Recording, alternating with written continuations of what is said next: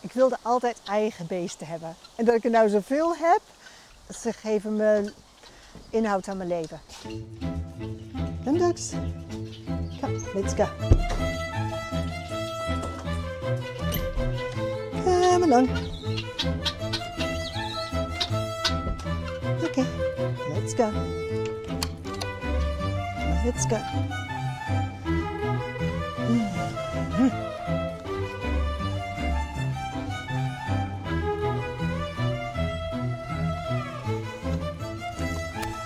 Hey, hey. Good dogs.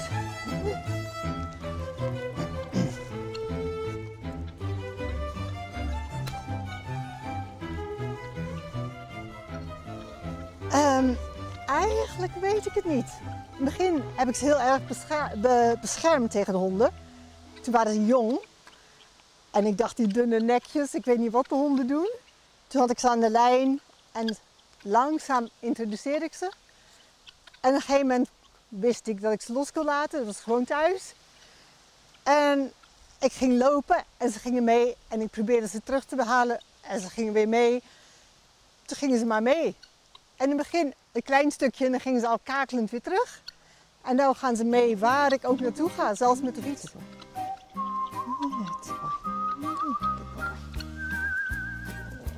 go home. That's it. Let's go home. There we are.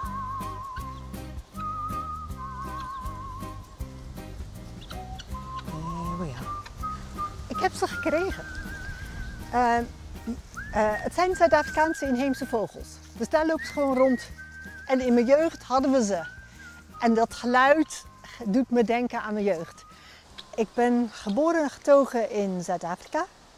Mijn ouders zijn Nederlanders. Ze zijn na de oorlog naar Zuid-Afrika toe gegaan. En na 30 jaar zijn ze teruggekomen naar Nederland toe. Ik en mijn jongste zus kwamen mee. En mijn oudste zus woont daar nog. Dus toen ik iemand ontmoette die ook in Afrika geweest is, bij mijn zus daar. En zij had ze over, toen bood ze aan. Ik kreeg er 4, maar 1 is de eerste dag al door een roofvogel gepakt. Dus ze hebben een extra dimensie voor me. Dus jou creëren een liedstukje Zuid-Afrika hierin, zeg maar. Ja, ja.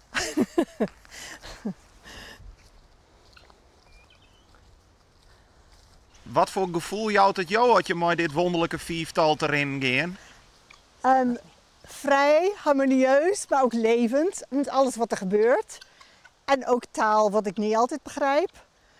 En de dynamiek onderling is grappig.